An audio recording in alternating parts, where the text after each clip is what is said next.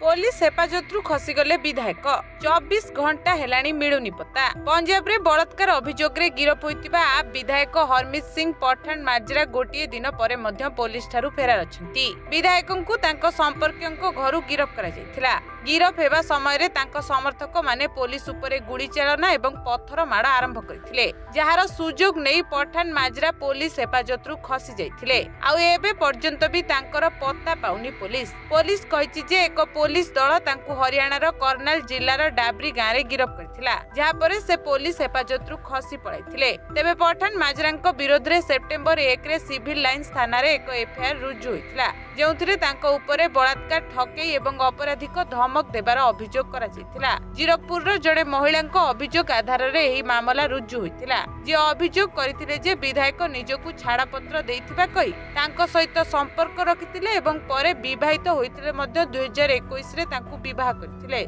महिला विधायकंको उपरे बलात्कार धमक एवं अश्लील जिनिस पठाइबार अभियोग करथिले।